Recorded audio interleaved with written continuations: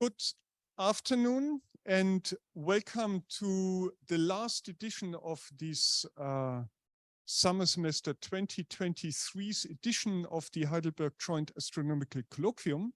It is with great pleasure that we have Alex de Koter from Amsterdam, who will talk to us about the most massive stars. And hand over to Maria to speak.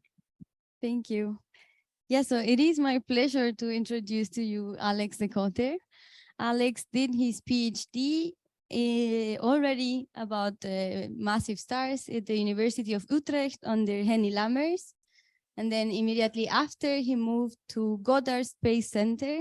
And he was one of the few lucky ones to be able to work with the first Hubble Space Telescope images after the repair mission. And during his postdoc, Alex discovered the most massive stars that we know to date, because they pointed for the first time at Dorados. Then after his stay at Goddard, Alex moved to the University of Amsterdam as already a tenure. And since 2012, Alex is a full professor at the University of Amsterdam and the Leuven Observatory, where he a part of leading the groups of massive stars together with other staff members. He also does great efforts in the field of outreach. So he's very involved with the big planning of outreach in the Netherlands, as well as in research of teaching and learning. And so now let's talk about massive stars. Let's talk about stuff. Okay. So can you hear me? Yeah. Okay. So thank you for this invitation. It's really nice to be here. I see many familiar faces. It's super nice. Already had a really nice day with another meeting here. Okay, so it's going to be a general talk about massive stars. Huh? I mean, it's not going to be all of your research topics. So I'm going to keep it relatively simple. And also I was thinking, you know, midsummer, huh? Last lecture in this series, you know, has to be light, yeah. So let's get going. Yeah. So the research field of massive stars already exists for about a century. Yeah, you could say that it was vested by Cecilia Payne, who did her PhD thesis on the spectral classification of stars. And she also studied O-stars, which we now know are stars that start out their lives with at least 15 solar masses. And she found important things. For instance, that it's a statistically negligible class of stars. So in this afternoon, we're going to talk about statistically negligible stars, but of course they are very important for all sorts of things that happen in the universe. And she found that their surface temperatures were about 25 to 40,000 Kelvin, and that's still the case. Some of them are a little bit cooler and some of them are a little bit hotter, but I mean, she was right. I mean, she already correctly constrained the temperatures, and she found their spectra to be very puzzling. And now we know that that is because they have outflows, they have different spectra from like the normal solar type main sequence stars. Okay, so let's do some basic info sheet on massive stars. They're defined as the objects that experience core collapse, as non-degenerate core collapse at the end of their lives. Yeah, their initial masses are about 9 or so solar masses or more. They lead to supernova, of course, and when the supernova are bright, we think that they leave neutron stars. When the supernova are dim or non-existing, they may not. They may leave black holes. There's a third class of outcome, which we will not discuss, which is the pair instability supernova, that they don't leave anything. Yeah, so the topic of today is how massive can stars be? And so the outcomes, I'm going to give away the outcome.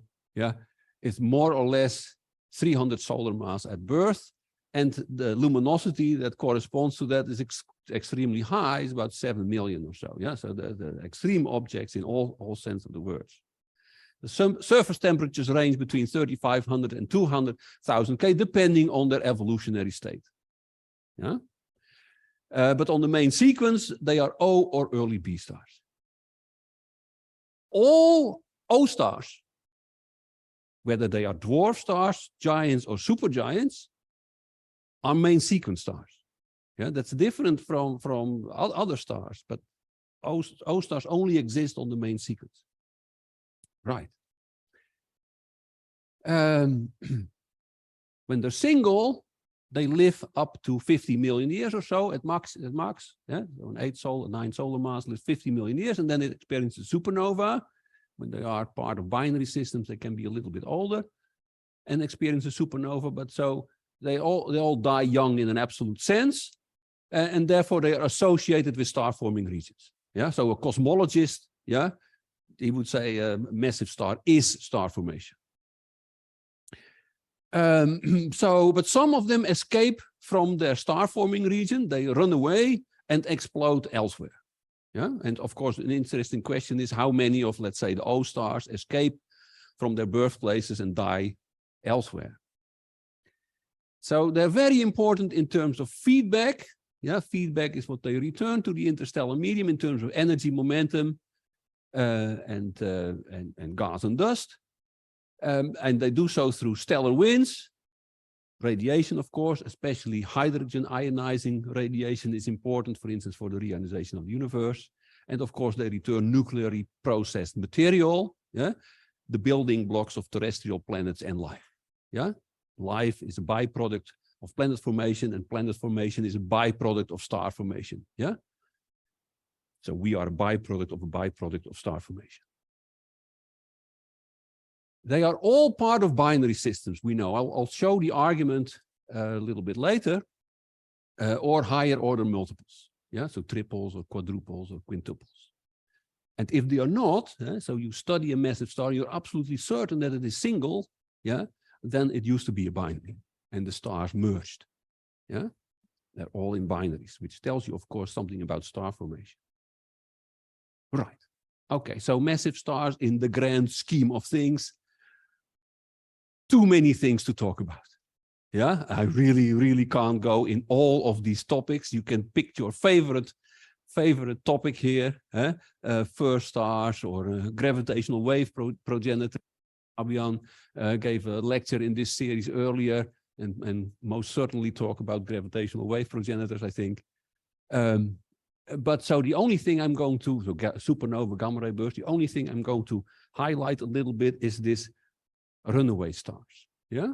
Okay. So this is a so on the right you see simulations of part of a galactic disk. Yeah. Taking into account whether you have runaway stars, so stars that go away from the clusters where they are formed or not. Yeah. So on the left, you show density, and on the right, temperature. And you see that if you have runaway stars, yeah, the disk is much more extended, yeah, and structured, and also it is way, yeah, because of supernova explosion going off high above the plane, than if you do not take them into account. Yeah, so runaway stars are very important for shaping galaxies. Right. Okay, so we study runaway stars in our group in Amsterdam. This is work by one of our students, Mitchell Stope, and he studied different clusters in the galaxy. I pointed out where you can find them, M16 and M17. Let's focus on M17 a little bit. Very young cluster, yeah, less than 1 million years old. Many of the stars are still on the pre-main sequence. Even some of the massive stars are still on the pre-main sequence. Really special cluster. And so with Gaia, you can study whether stars run away. I'm not going to explain how you do this at all, of course, but there's a lot of technique involved. And so this is the outcome, for instance. So let's focus on the blue squares, which are O-star runaways. And you see several of them moving away from the cluster. That one is already very far, even though the cluster is still very young. Yeah, so over time, they will be quite some way off from the star-forming site. hundreds of parsecs or thousands of parsecs even. And so we find that about 30% of these stars actually run away. And that result is consistent with other studies being done on other clusters. So a very sizable fraction runs away. Has many implications. Yeah, so and by studying runaway stars, you learn a lot about the way these clusters are actually formed. Yeah, so I did not make like a cartoon of that, but you can imagine that. So let's, if you draw back this line, yeah, then it crosses the cluster here somewhere. Let's say this is the cluster center, and then it is formed somewhere here in the cluster, you assume, at some distance from the cluster center. And if you do that for all these lines, you can see how close the O stars get to the cluster center. If you do that, then you find this figure. So let's again focus on the blue points. Yeah, this is this projected distance from the cluster center. Yeah, and Kees has a pointer. Which button do I push? And you see that all of them here, yeah, originate probably, at least their closest distance to the cluster center is less than 0.2 parsecs. So they all originate from actually the center of these clusters. Yeah. And so that's a very interesting result because it allows you to test models of cluster formation. This is work by O and Krupa. We were not involved in this, but beautiful work, where you see this, the ejection fraction, which is this 30% or so for O stars. O stars are here in red, 30% or so. And then here you see a set of models with all sorts of assumptions. Yeah, how big the cluster is at birth, small or large. These are small, these are large. And then there's all sorts of, mass segregation assumed, how much concentrated the gas is in the center, and how many are binaries, and what their binary properties are. But you see that if you have this ejection fraction, then you can already start excluding some of these models that tell you about the formation of clusters. So I just wanted to make the point, runaways are very important, for all sorts of reasons. Okay. So I'll focus on single massive stars, but I told you that's probably not true. They're all binaries or used to be binaries. And I'll give you the argument that we used to explain this. And so it's work that we did in our group like a decade ago or so. If you want to find out whether they're binaries, you need to combine different techniques. When they're closed binaries, you can see them, you can find them through spectroscopy because of the Doppler motion of the components, or maybe through photometry when they are eclipsing. Yeah? If they're a little bit wider, the binaries, you need to apply interferometry to see them separate. Yeah? And if they're even wider binaries, then you can do it through imaging. So to figure out what the binary fraction is of stars, you need to do all of these techniques. And so we did this in our group at the time that Uksana was with us. And so a program where we looked at many O stars with all these different techniques. That's Pionnier, that's interferometry. There's also some sparse aperture maxing, also some form of interferometry, and this is some form of imaging. And so we discovered many companions around O-type stars. Yeah, the ones on the left, of course, you can also do through spectroscopy. Yeah, and then you can check whether interferometry and spectroscopy give the same result. Yeah, and of course you must realize that we find companions around them, but not necessarily all of them, right? Because you can only find them up to a certain flux contrast. Yeah, and so just to illustrate that, and I have always difficulties with all these things, so I want to go to something that I understand. Yeah, so we find in this regime companions that are at least 1/10 of the mass of the primary of the star. So let's say we are looking at the 50 solar mass star, then the dimmest companion we can see is 5 solar masses. So in reality, what we find in terms of number of companions is a lower limit probably of what it really is. Yeah. Okay. So, and actually Uke and his team did new work on this, finding even more if you use even better techniques. But that's not in the slide, the next slide that I'm going to show, because that's very recent. This is still based on this original work. Yeah. And so, okay, so what is plotted here as a function of angular separation, yeah, where the companion is found, then the companion fraction. So, so how many you find. So let's draw a vertical line here. Yeah. Here at let's say it's 30 milliarc seconds, which for the typical distance of this set of stars corresponds to about 50 AU. You find that all of them have a companion within 50 AU. And it's even more extreme because many of them also have a companion, a second companion, yeah, like 35 or so %. Yeah, and there are also 3 companions and 4 companions. Yeah, so this is the argument. Now, and they all have a companion, and it's typically then a close companion. Yeah, with at least within. Okay. So we also did another study, which is only looking at the spectroscopic binaries, the ones that we know are in close orbit, because otherwise we wouldn't detect them. We looked at many clusters, 6 clusters in the galaxy, and we also found that the binary fraction is very high. We had multi-epoch spectroscopy of these sources, and we could derive their orbital properties, like their periods, so their separations and eccentricities. And they turn out to be most of them, many of them are very close binaries, so close that they interact during their lives. Yeah. And so we did simulations of that. Yeah. And it turns out that of all the stars, the O stars, be they the primaries or the secondaries in systems, 70% interact. Yeah. Now, what's the importance of this finding? The importance is it's like a paradigm shift in our thinking about binary stars. So prior to this study, of course, we knew binaries were like really important. Yeah, it's already known for a very long time. But prior to it, we thought that single star evolution was the norm, and binary evolution, it was the exception. But it is the other way around.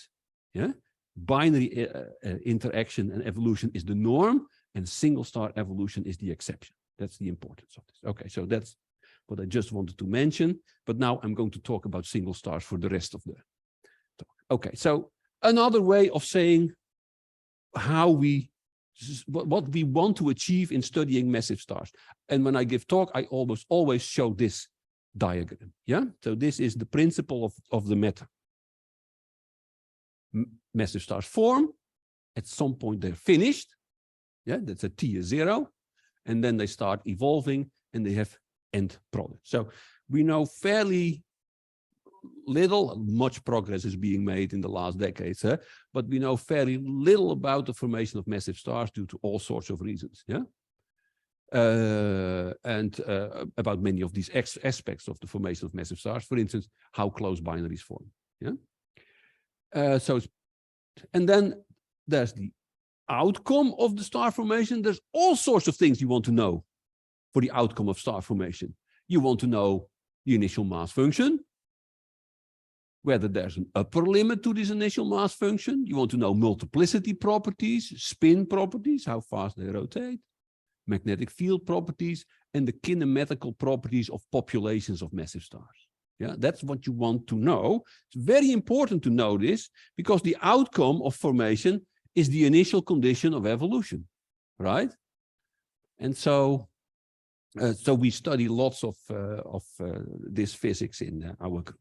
And then there's evolution, and there's an enormous amount of physics that you need to understand to properly describe evolution. At the top of the list, mass loss rates for massive stars, but mixing properties and all sorts of energy and stability physics, binary interactions. And you need to know all of this as a function of metallicity, because it turns out that the outflows of massive stars are very metallicity dependent.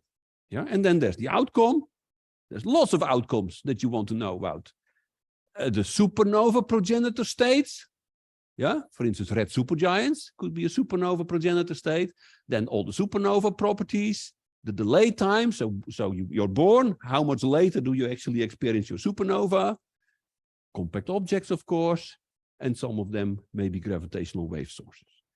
And then there's another problem with massive stars, is that feedback already starts during the formation, and also dynamical evolution of clusters already starts during formation, and you all need to take that into account. Yeah? Okay, so we can't discuss everything, yeah, all the physics, but I will say something about mass loss properties. Yeah? So this is a figure of a paper by Fabian. And so I've divided this diagram into like 4 important phases of evolution of massive stars. There's the OB, and I'll talk later about W and H stars, but the normal OB stars here. Then there's yellow supergiants and red supergiants. There are a few stars that slipped into this sample, which aren't massive stars. They're AGB stars, so let's forget about them. And then there are the Wolf-Rayet stars, highly evolved phases of massive stars. And so I'm going to summarize very briefly what we know about the mass loss properties in those 4 different phases. Yeah.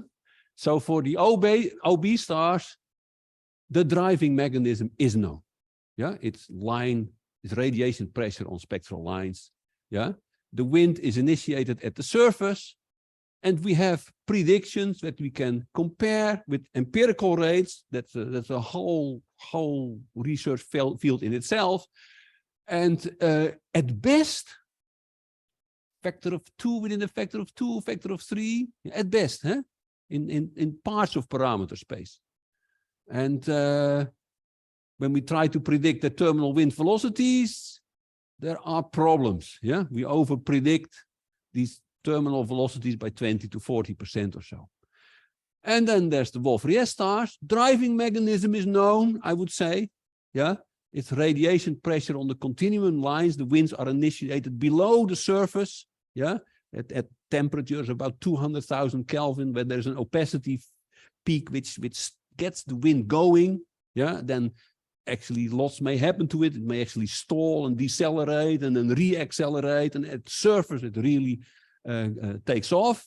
But in principle, we know. Yeah, lots of work to do. Sander and his group very much on top of this. Difficult topic, but we're in reasonable shape when you compare it to the yellow supergiants and the red supergiants. Yeah, the yellow supergiants, let's skip that a little. We could claim, yeah, they don't spend too much time during their evolution in the yellow supergiant phase, so maybe it's not that important, but the red supergiant for sure is. Yeah, and the situation is dramatic. Driving mechanism has not yet been identified. Yeah, okay. I'll get back to this, of course. I'm going to explain the grand goal of what we do in yet another way. Yeah. In the end, what we want to do is we want to understand evolution so well that at night, yeah, we point to a star, yeah, and we are able to say, look, that star is going to explode now. In the end, I mean, that's a grand goal, right? It's not going to achieve that tomorrow, hopefully in our lifetimes, yeah. But that's why we do this, yeah. And so you know, we were trying to work on this, right? And so there are 2 principal ways in which you can do that. Yeah. So this evolution, the star starts out its life. You have the evolutionary stages, and then you may want. We were able to identify progenitor states. Yeah, and then you know, try to predict.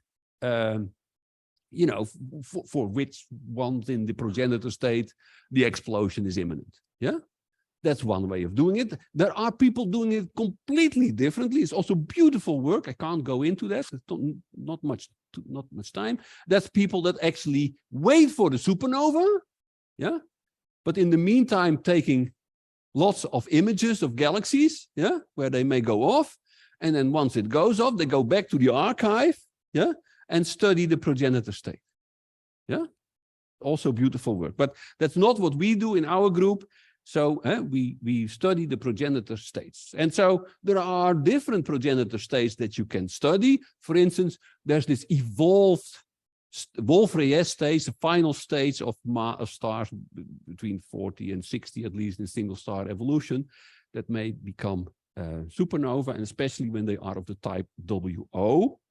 I don't have time to show what we do here, but that's we study them, and then we do tailored evolutionary tracks, and we find that they may be within thousands of years, maybe tens of thousands of years of supernova. Yeah. So we may be lucky, yeah? And then there's another, you can study the red supergiants, yeah? And then especially, because there are many red supergiants, and the red supergiant phase can last for a long time, so you're looking for some extra evidence that the star may actually be close. And so red supergiants that show suspicious surface activity, yeah? That behave suspiciously. Which brings me to Betelgeuse, yeah? Okay, Betelgeuse is one of the big three in supernova, in the red supergiants: Betelgeuse, Antares, and Vivae CMA, the close red supergiants. And it's classified as a semi-regular. All the red supergiants are irregularly in their photometry, and so this is the light curve of Betelgeuse over from 1980 to 2016. So you clearly see it. It varies by let's say 3/4 of a magnitude or so. Normal behavior for red supergiants. But Betelgeuse, in the winter from 2019 to 2020, suddenly experienced an enormous dip in its brightness, and people started to speculate that maybe it's close to ignition. Yeah, and so I'm going to show the light curve again. Yeah, I know it didn't ignite, but here, let's say up to this moment, you might be thinking that it was close to explosion. I never believed that. No, never believed that, because I also looked at the light curve in the H band. Yeah, not showing any suspicious behavior in the H band. So it's something else. Okay, what did we do? So during this great dimming, we used several instruments, but I'm only going to talk about the sphere instrument to actually image the star. Yeah, and we did that prior to the event and during the event. Yeah, and you see that there's this difference. The star is dimmer, especially on the southern hemisphere. The southern hemisphere. Yeah, so let's think about that for a moment. Yeah, so we are now at the time that for those three red supergiants, we are capable of spatially resolving the surfaces. Yeah, I mean, it's not spectacular because this is the point spread function. You have 4 elements on the surface. Yeah, it's not spectacular, but it's a huge difference between not resolving it and resolving it. Yeah, so that's really, really special. And later, when ELT is operational, we will have tens of red supergiants that we can spatially resolve. Okay, so we tried to come up with an explanation. Miguel Montager at Meudon was leading this research, and we did 3D radiative transfer modeling to actually do that, but the next sheet is not actually going to reveal that we did 3D radiative transfer modeling because I made a cartoon. Yeah, but it is based on this. Okay, so we came up with 2 models. One is a cool spot on the surface of the star. The stars are extremely convective. Yeah, you only have 10 convective bubbles or so at the surface. Yeah, and so maybe a bubble rises and cools, and cool spots. Another possibility is that the star ejected a clump of gas moving away from the surface, and dust formed in that clump, and the clump was covering, let's say, mostly the southern hemisphere, and that causes the dimming. Yeah. In the end, yeah, what we wrote down in the paper was that it is probably a combination of the two. Yeah. So at some point, yeah, gas is ejected in a clump, it's drifting away, yeah. A dark spot, yeah, gets at the surface, and because that that causes, let's say, a drop in temperature also further out, which was exactly at the critical moment for dust, allowing dust to condense. Yeah, we think that must have happened together. And so there's lots of supporting evidence. There's also some papers that are saying something different, but I think the idea still is, you know, pretty strong. What happened since then? Yeah, this is work by Jatlowski, beautiful work. We're not involved in that, but beautiful. Look at the light curve, yeah? And here in this green dashed line, they overplot the typical period, yeah? This is the gray dimming event. And now look at this, you see? So the star it seems to be recovering, but the period is twice as fast, yeah? So really something special happened during the big dimming event. And so it's not clear what this is. But there are ideas what that could be. Yeah, this is work we're not involved with, like really interesting papers.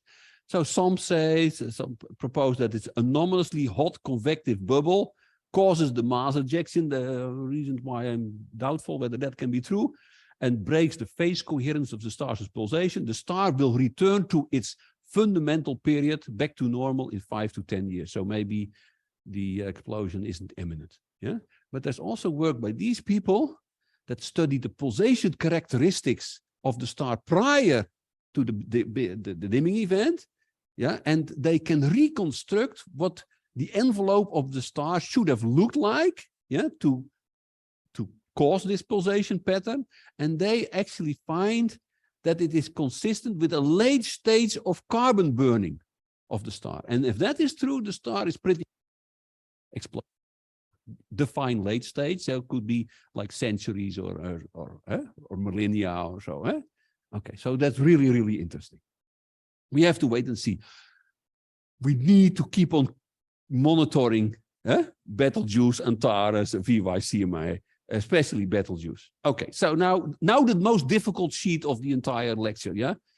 I told you there are no, there's no mechanism identified that may drive red supergiant winds, yeah?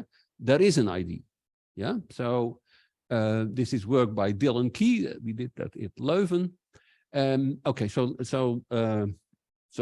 look at me. Don't look at this very difficult sheet.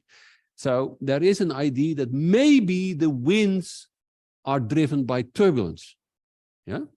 And then there will be a turbulent pressure because the density drops. There's a gradient in the turbulent pressure that may be able to drive the wind, yeah? When we test it, when we put in observationally constrained turbulent velocities, it all seems to work. We get the right order of magnitude in mass loss. Still a lot to be learned, yeah, but now there is an idea what could be a viable driving mechanism of the mass loss, yeah. So there's hope. That's actually my message. There's hope, yeah. Okay. Right. So now I don't know how far I am, but now let's talk about the most massive stars. Right. Okay. So there's lots of questions you could ask. Yeah, theoretical, and I have another question sheet in a minute. But of course, yeah, theoretical considerations regarding their formation, because could well be that when you were following your stellar structure and evolution course in class, you were told that there's a real problem forming stars more massive than, say, 40 solar masses. Yeah, they may not be, according to the theory, they could not form because they develop radiation pressure when they get hot and luminous, and they stop the inflow of material and blow matter away, let's say, like choking off the accretion and limiting their own mass. That is actually, we think, no longer an issue. I think a pivotal paper in this respect is by Rolf Kuipers already some time ago. When you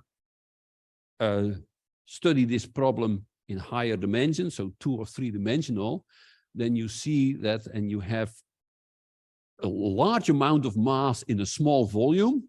He does 480 solar masses in a sphere of 1/10 of a parsec. Yes, quite a lot, but not unrealistic. Yeah. Then, because an accretion disk forms around the star, similar to low mass star formation, that matter actually can be accreted onto the surface. The radiation can't stop the inflow, and you can form more massive stars. And in his simulation, he forms 137 solar mass star. Yeah, so you can form quite high masses. Okay, but today we are not going to look at it from this a theoretical perspective, but more an empirical perspective. How to identify the most massive stars? Yeah, do they have special spectral characteristics? Where to look for them? How to model them so that you can actually constrain their parameters. I can't say much about that because that's really the technical part. Is extinction a problem? Do evolutionary tracks allow to constrain the initial mass from the current mass? Yeah. And can we be sure that they are actually not merged objects? So that actually, let's say you form a 300 solar mass star, we see a 300 solar mass star, but actually it's 250 solar mass stars that are merged. Okay, but first, how to identify them? Because they do look different. Yeah. So mass goes up. Yeah. At 9 solar masses or so, massive stars suffer from mass loss. Yeah. And so lots of people do predictions and also empirical studies. This is just, I mean, I could have listed 100 things here. The mass loss rate is found to be proportional more or less to the luminosity squared. Yeah. And of course, mass loss scales with luminosity. So the higher the mass, the stronger the wind will be. Yeah. And so stronger. At some point, the wind is so strong that the spectral lines start to be formed in the outflow, which is typical for evolved Wolf-Rayet stars. Yeah. But it may also happen for normal main sequence stars. Yeah. And then, yeah, when they are so luminous with very high mass loss rate, they develop emission line spectra. So in the optical, the star has an emission line spectrum. In the ultraviolet, all sorts of lines that are indicative of mass loss, so-called P Cygni profile and emission lines. Yeah, but in the optical, emission line spectrum. So people would classify it as Wolf-Rayet stars. Yeah. But the big difference is they have strong hydrogen lines, and evolved Wolf-Rayet stars don't have hydrogen anymore. They have lost that. Yeah. So they are classified as WN because they also have strong nitrogen lines, and with a small h indicating they're rich in hydrogen. So the most massive stars are of spectral type WNH. Where to look for them? Yeah, of course, you look at massive young clusters, yeah, in our galaxy or in other galaxies. You could look in Orion, yeah. Massive star in Orion is only 35 solar masses. Yeah? That's not enough to have this emission line spectrum. You need to be at least 90 or so in the galactic environment.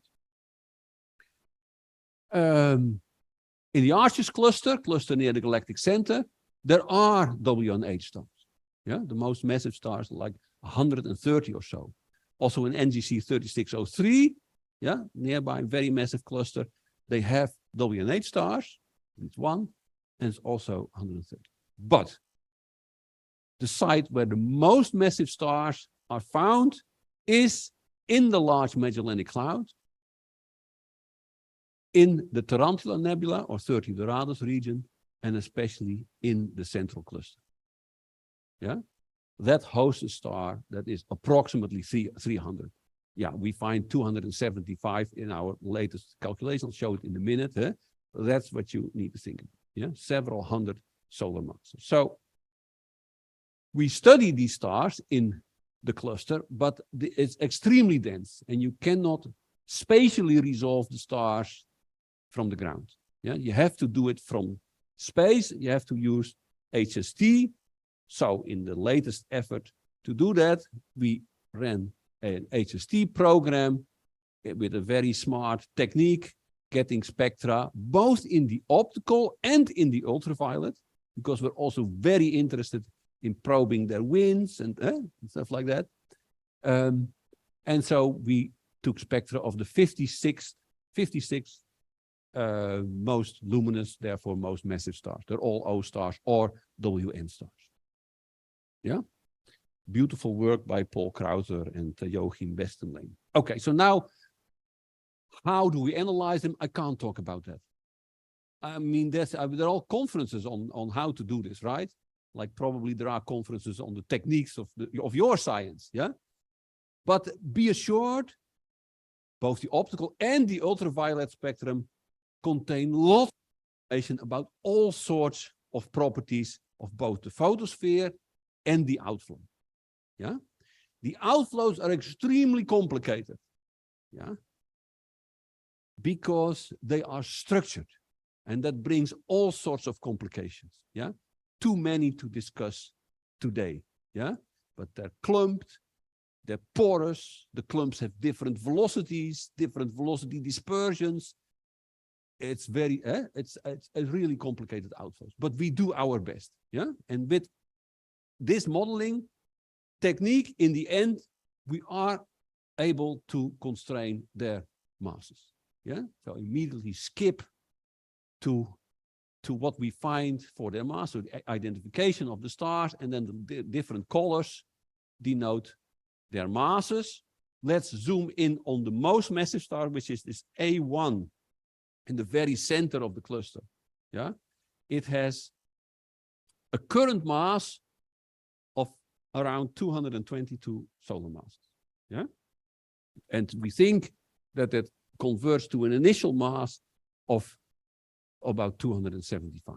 Yeah, and with modest error bars over the years, we have fought to reduce the error bars, because in the beginning the error bars were huge, plus or minus 100 solar masses or so. Yeah, okay, so that is actually the most massive star that we know. There are lots of things you need to care about when you study them. And one recent study that we published this year, I think, it's work by Sarah Brands, one of our PhD students. That is, you care about extinction, right? Because you see there must be extinction in the star forming. There is extinction in star forming regions. Yeah, and there may also be extinction towards the cluster, even though your impression may be, well, it's mostly here. Yeah, but notice that here there is like a sort of a nebula. It's called the Stapler Nebula. Yeah, and then you have this thing that kind of, yeah, points towards the central cluster. Yeah, it has been studied in all sorts of images. Yeah, I mean, that's real people are into this. This is, for instance, ALMA image, and you see this is the nebula. And this is now, the color means something different from their mass. Now it means the extinction, AV. Yeah, and you see there's a pattern. Yeah, so it's higher here, where you have this extension of the Stapler Nebula, and there's a gradient. Yeah. And so it turns out, yeah, that it did not, of course, when we did the previous analysis, we had assumptions about what the extinction should be. It did not impact our result that much. Yeah, the most massive star still is 275. Yeah, but it does have very important implications for the fraction of ionizing photons that may escape from the nebula. Yeah. Because the extinction properties, turns out, of the dust in this extreme star-forming region are different from typical extinctions in the galaxy. It's about 3 times more difficult to escape, a UV photon, to escape from 30 Dorades compared to what you would canonically assume, if you would play this game with galactic stuff. Yeah, and that's pretty important. Yeah? Okay. I'm moving towards the end of my talk. Yeah, I still have 2 sheets or so. Yeah, I'm doing quite nicely.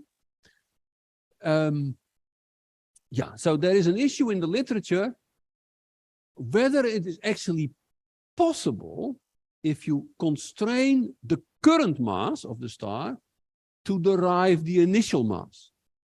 And the reason is that if you do evolutionary modeling, so this is time, yeah, 1, 2, 3, 4 million years, yeah, and the cluster is more or less this old, yeah, I've optimized the picture for my argument, yeah, a little bit, yeah, but that's more or less this old, yeah, that all stars, let's say between 300 or so and 800 solar masses, all have more or less the same mass, yeah, at the cluster age, because the 800 solar mass is an enormously strong wind, yeah, and strips its envelope very rapidly, yeah.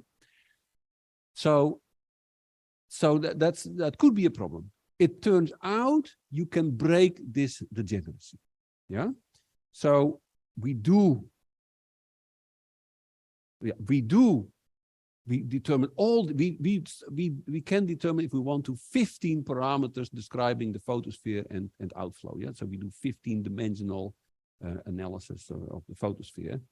And it turns out that using other properties like the hydrogen fraction and other abundances, you really can point to the initial mass. So it really, we think it really is 275.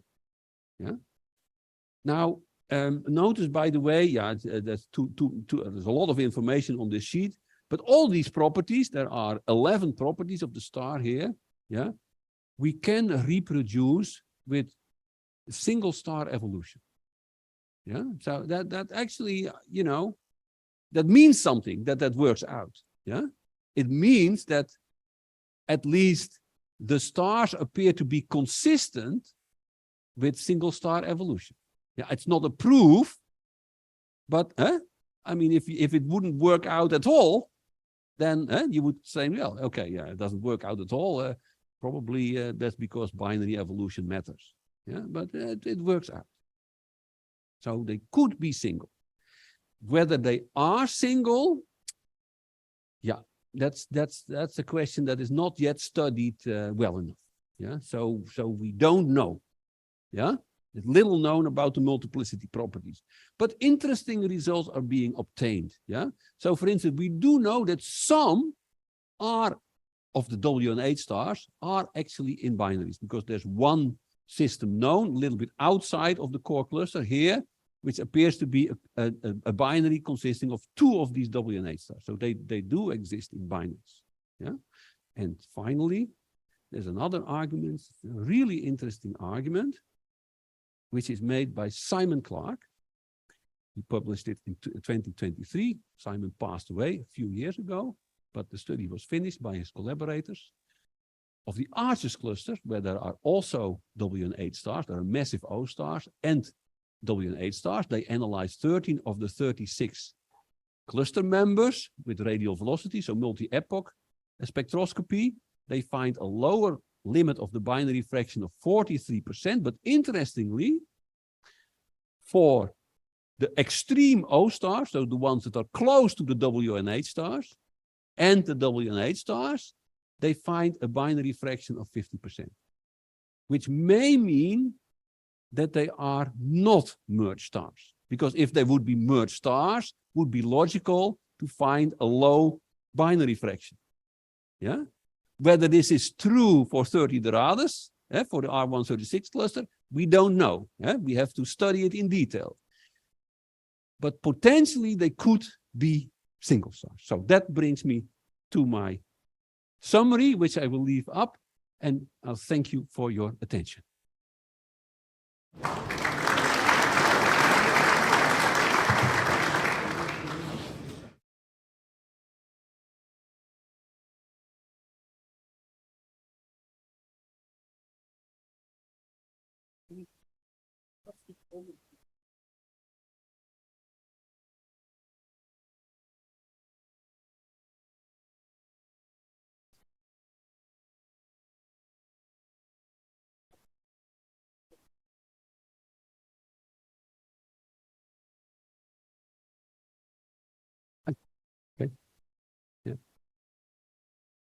It's not working.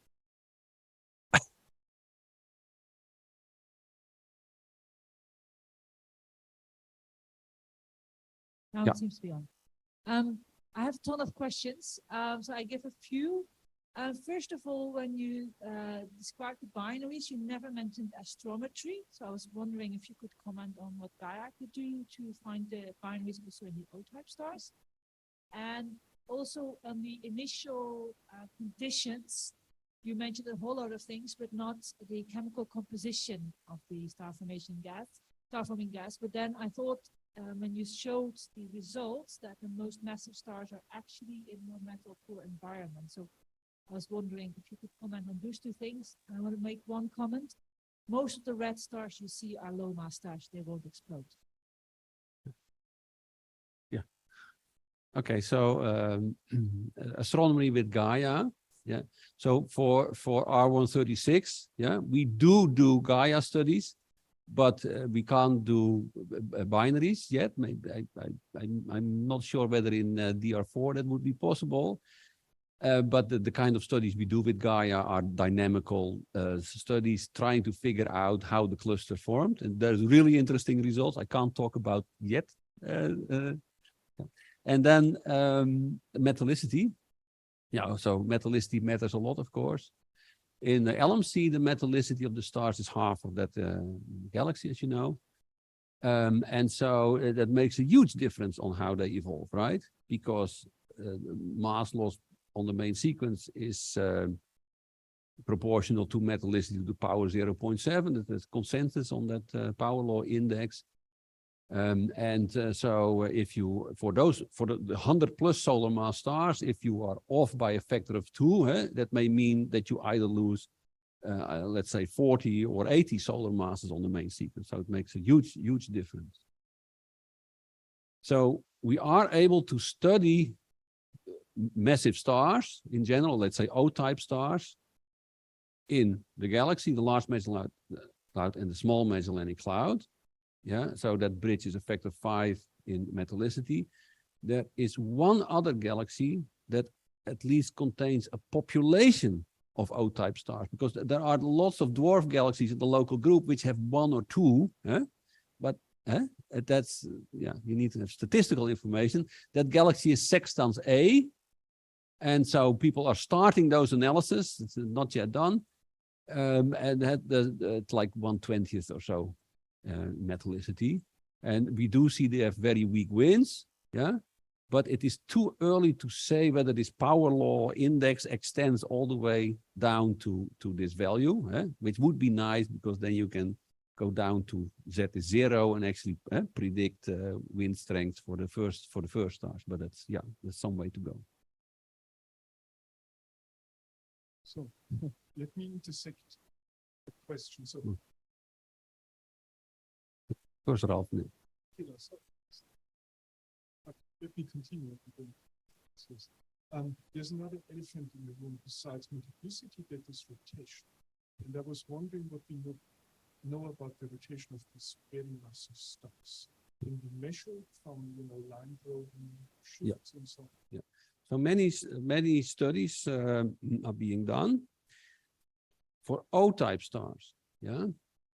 When you analyze a sample, you find that the V sin i's peak at 100 or 150 or so kilometers per second, and then you go down, and then you have a tail towards higher velocities. Yeah, so for a theorist, 100 to 150 kilometers per second, let's say 0.15 or 0.2 or so of the critical rotation speed. Yeah. So that appears to be the outcome of the formation process on the main sequence. So the stars that for which we studied, where we have these results, they don't spin down a lot because they're not supermassive. Yeah. And then there's this tail towards high velocities where you really reach almost, let's say, 0.6 or so, 0.7 of the critical speed. Theoretically, we think that those stars are actually post-interaction binaries, and in the process, the secondary, which is now the most massive star, is spun up. Yeah, so when we do population synthesis studies, that seems to fit this trend. Yeah. So the answer would be they are born with 0.1, 0.2 critically rotate. Yeah. I raise my hand after. So thanks for the fantastic talk. I know you wanted to avoid stellar dynamics, but R136 is one of the densest star clusters in the local universe. So I think binaries can also form dynamically and they're pretty fast. Can you exclude, or do you have some argument to say that the 200 and something solar mass star is not the result of a collision that was triggered dynamically? And how, what would be the effect of this on your estimate of the initial mass? Yeah.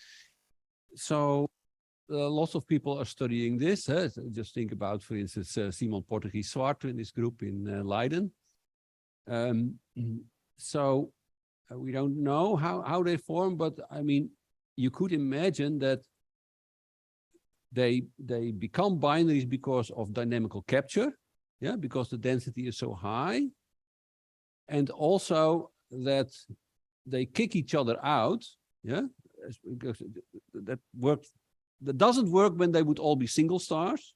Yeah, just think about the cross section of a single star being really tiny. They never ever meeting each other well enough to kick each other out. But if they are binaries, you can imagine the cross section to be actually the binary orbit. Yeah, and people think that's a very important process in the dynamical ejection and forming of runaway stars. So binaries may form dynamically, but merging, yeah, that's something completely different. Yeah, so in other studies that we do, that's led by Makla, for instance, we do find, not for these extreme stars, but in the lower mass, just think about between 5 and 15 solar masses or so, we do find that that the binaries harden. Yeah, they are formed apparently in fairly wide orbits. Yeah, and then due to some reason, yeah, which we don't know yet, we haven't identified, there are IDs, but we haven't identified the mechanism, they harden, yeah, on a time scale of, let's say, 1 million years or so. Yeah, so some of these systems may actually merge already during the formation process because you see the ones that didn't. Yeah, so that is a possibility. Whether it happens for the most massive, so that's also possible. So there's a difference between dynamically forming a binary, yeah, so, or merging. That's difficult, but maybe if in the, let's say, the massive star forms as an entity, so the primary and then the secondary in the disk, maybe they may merge during the formation process. Yeah, so I identified 2 mechanisms of possible mergers. Dynamically, it doesn't work, but forming close binaries in a disk, that may work. So before we go to the Zoom audience, one more question by me. Yes, I was wondering if now we know what is the physical property that sets the upper mass limit. Yeah. So okay. So Makla is asking the question. So what sets the upper mass limit? Is it still some sort of radiation pressure argument? Yeah. Or so then there's really a limit of, say, let's say 300 solar masses for an LMC metallicity. Or is it just making sure that the initial conditions are favorable, yeah, and then it's the initial conditions that determine how massive the most massive star is. So these cluster conditions, yeah. So personally, I believe it's the latter, yeah, but I don't think that is really solid proof for it. So in principle, yeah, it must be possible to form even more massive stars. Yeah. But yeah.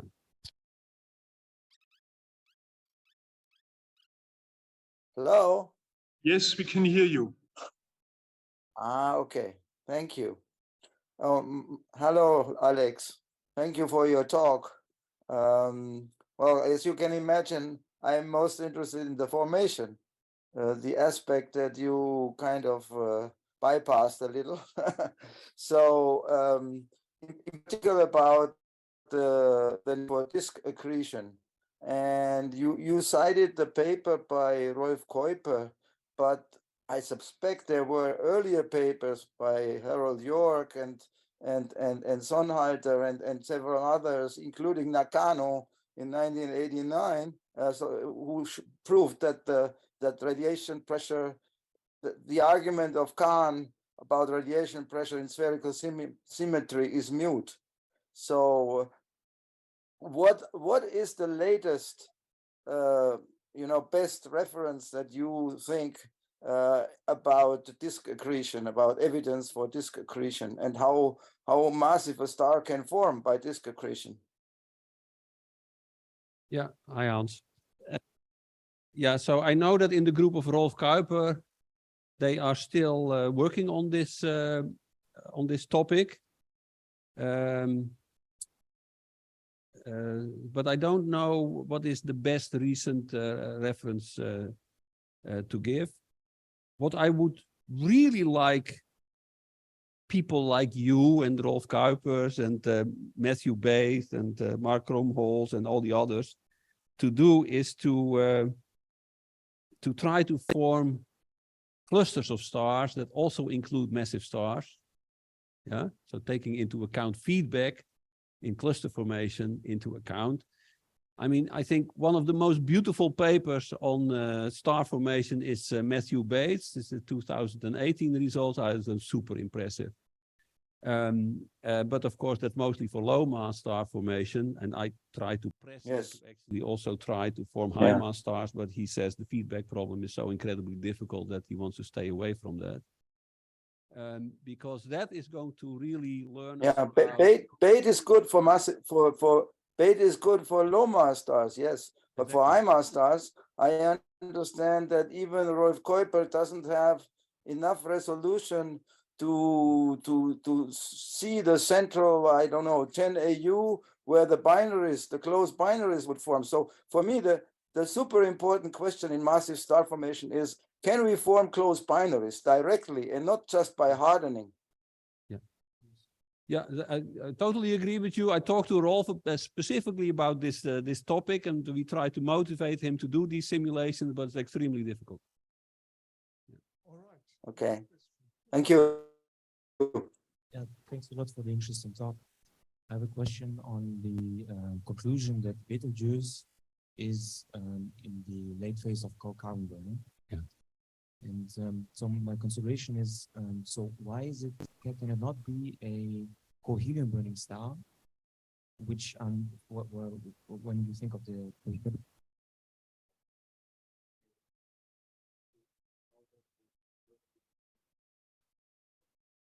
but in this instability strip, they will be hotter than the temperature they have now, right?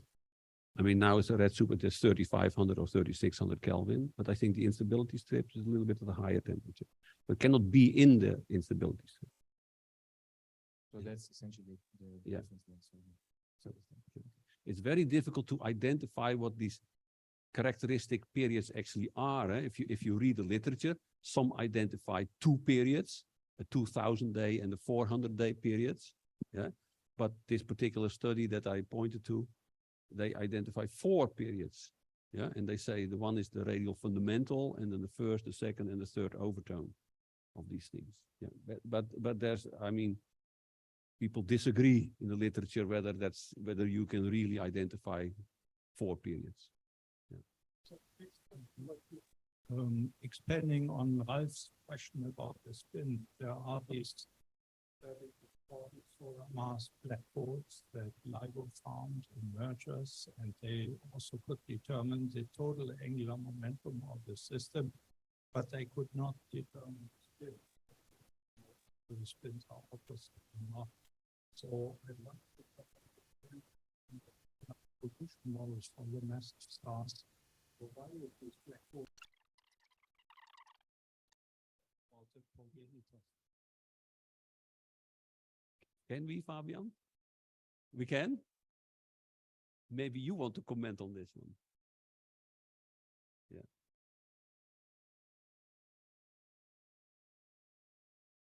Putting it in the spot, huh? Yeah. So I think there are several lines that argue that in the massive stars you have efficient mechanisms to get angular momentum from the core to the surface, and then you lose it in winds. So the prediction from stellar evolution is that these black holes most likely spin slowly. And so far, this is, I think, what is born out of gravitational astronomy from these merging binary black holes. Not in each individual case, but I would say sort of as an average kind of thing so far. So, two more, let's say, quick questions. No, not yet, but I'd love to.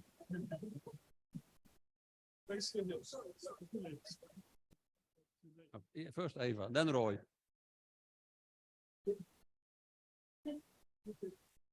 Okay.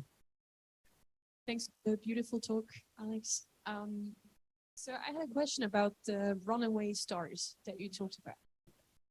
So what do you mean by runaway? What is your definition? Because as you know, there's also the distinction as walking away stars, and it's quite important also, I believe, for the feedback, how strong, basically, how big their velocity will be. Can you comment on that? Yeah,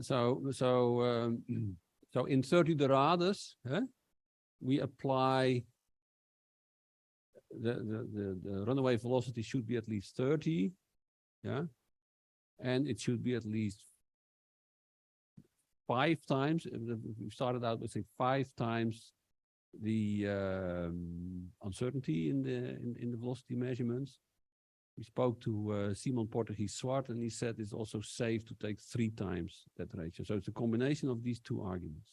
Yeah, but for these clusters in the galaxy, we apply different criteria. So we don't do this 30 kilometers per second. So that includes Mathieu's runaway stars. Yeah, but that's very important, because if you want to compare to studies of different clusters, everyone uses different definitions. So you must be very careful if you give a runaway fraction. Yeah, it's very much dependent on this criterion. Yeah, no, that's true.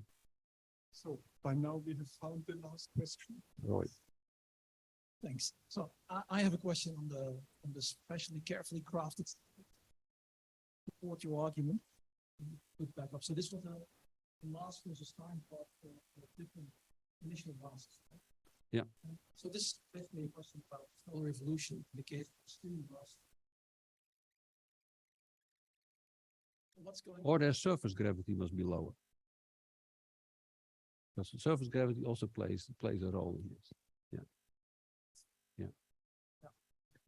But it is peculiar, Roy, that if you look at the let's say the TAMS masses or the carbon core masses, that they're more or less all the same. So, but there is a maximum, which is not the 800 solar mass stars. It loses more than, let's say, the 200 solar mass stars. So in these calculations, the 200 solar mass have the largest carbon oxygen cores in the end. But the differences are small. Andreas wanted to comment on this. It's a comment.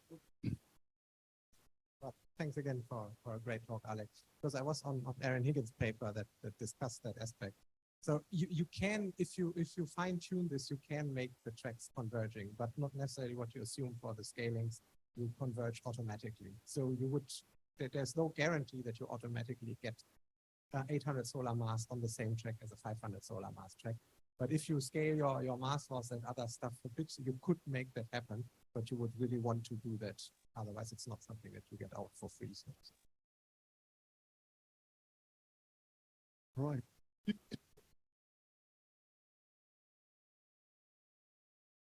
Very good. With that, Alex, many thanks for this great overview of the life and death of massive stars. This concludes this.